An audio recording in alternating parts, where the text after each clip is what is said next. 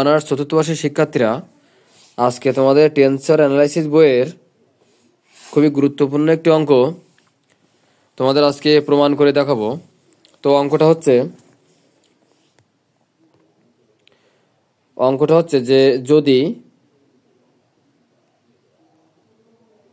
যদি R H I J K plus R J I H K plus R J K H I plus R H K J I equal to 0 হলে প্রমাণ করো যে R H I J K equal to 0। এই প্রশ্নটা জাতীয় বিশ্ববিদ্যালয়ে 2021 সালে এসেছিল, অর্থাৎ খুব গুরুত্বপূর্ণ একটা অঙ্ক।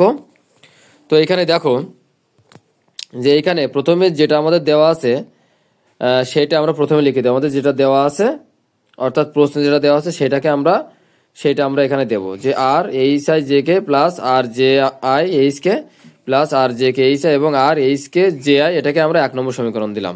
এখন প্রতিসম ধর্মতে আমরা জানি যে R J I H K equal to R H K J I, এটা আমরা প্রতিসম ধর্মতে জানি। এইখানে একটু দেখো যে এইখানে J I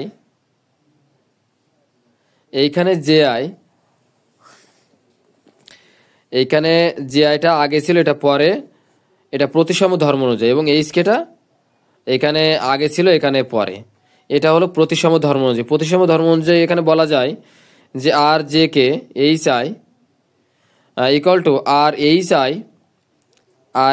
I J K, এটা প্রতিসম ধর্ম অনুযায়ী আমরা এটা বলতে পারি যে এখানে আমরা এইচ আইটা এখানে আগে আর এই জে কেটা এখানে পরে, ঠিক আছে। এটা হলো প্রতিসম ধর্ম অনুযায়ী। তাহলে এখানে দেখো যে 1 নম্বর সমীকরণ হতে 1 নং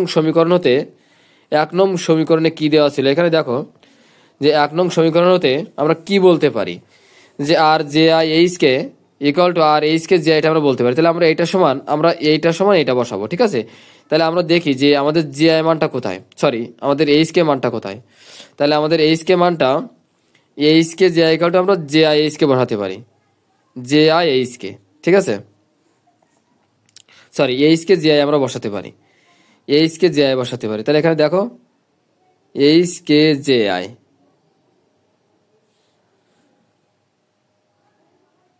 তাহলে এখানে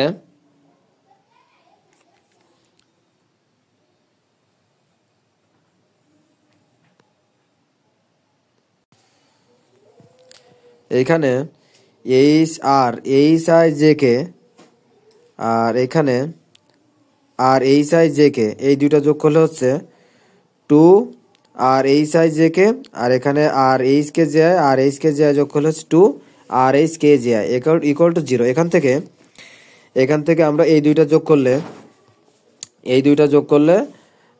আমাদের এখান থেকে 2 কমন নিলে, এখানে 2 কমন নেওয়ার পর 2 দ্বারা ভাগ করে দিলে এটা থাকবে R H I J K plus R H K J I equal to 0। এখান থেকে R H I J K minus R H K I J equal to 0, এটা হলো থিওরেম 7 থেকে আমাদের এটা প্রমাণ করে নিতে হবে যে R H I J K minus R H K I J equal to 0। এখান থেকে যদি আমরা এটা এই পাশে রাখি এবং এটা যদি আমরা এই পাশে নিয়ে যাই, তাহলে R H I J K equal to R H K I J, এখানে এটাকে দিলাম আমরা 2 নম্বর সমীকরণ। তাহলে এখানে খেয়াল করো যে 2 নম্বর সমীকরণে আই জে কে এ চক্র আকারে পরিবর্তন করে, অর্থাৎ প্রথমে আই তারপরে জে তারপরে কে, এই চক্র আকারে পরিবর্তন করবো। তাহলে এখানে দেখো R H J K I equal to R H I J K, এটাকে দিলাম 3 নম্বর সমীকরণ।